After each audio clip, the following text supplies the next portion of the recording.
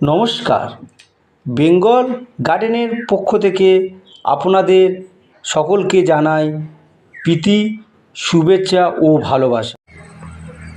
বন্ধুরা, শশা গাছের পাতা এমন কেন হচ্ছে? সাদামাছি, অ্যাফিড, জ্যাসিড এইসব কারণে কি?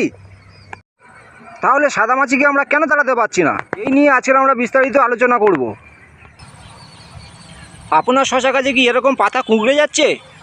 তাহলে ভিডিওটা পুরোটা দেখতে থাকুন। চ্যানেলে প্রথমবার এসে থাকলে চ্যানেলটি সাবস্ক্রাইব করুন। সবার প্রথম আমাদের একটা কথা জানতে হবে, উদ্ভিদের শরীরে একটা ইমিউনিটি পাওয়ার থাকে। ওই পাওয়ার কমে গেলে গাছ দুর্বল হয়ে পড়ে। এটি হয়তো আমরা অনেকেই জানি। এর ফলে বেশি বেশি রোগ পোকামাকড় গাছে আক্রমণ করে। তাই আমাদের প্রথম লক্ষ্য, সাদামাছিকে কন্ট্রোল করতে হলে গাছকে সুস্থ ও তরতাজা রাখতে হবে।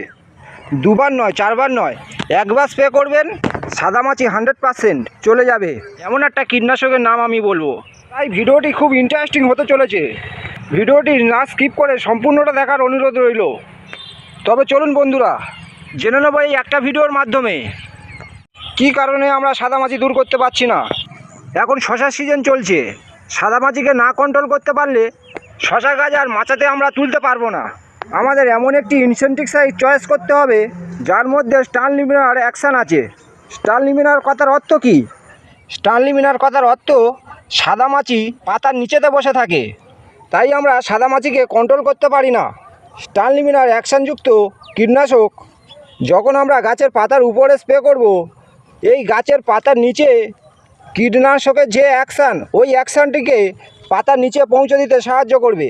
তাই আমরা খুব সহজেই সাদামাছিকে নির্মূল করতে পারবো।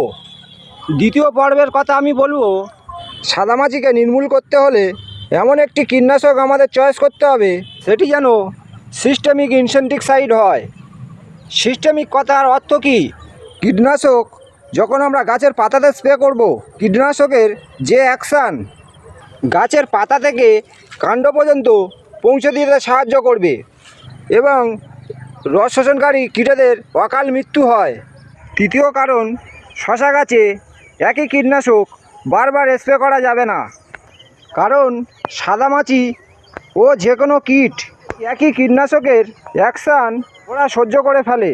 তাই আমাদের ঘুরিয়ে ফিরিয়ে কীটনাশক স্প্রে করতে হবে। স্পাইরোটেট্রামেট 11.1% প্লাস ইমিডাক্লোপিড 11.1%। যে কোনো কীটনাশকের দোকানে মোমেন্টো এনার্জি নামে পাওয়া যায়। 10 লিটার জলে 15 ml হারে ব্যবহার করলে খুব ভালো রেজাল্ট পাওয়া যাবে। এছাড়া ডাইনোটিফুরান 20%। কীটনাশকের দোকানে টোকেন ইনসেকটিসাইড নামে পাওয়া যায়। 10 লিটার জলে 10 গ্রাম হারে ব্যবহার করলে সাদামাছি যাবেই যাবে। ভিডিওটা এখানেই শেষ করলাম।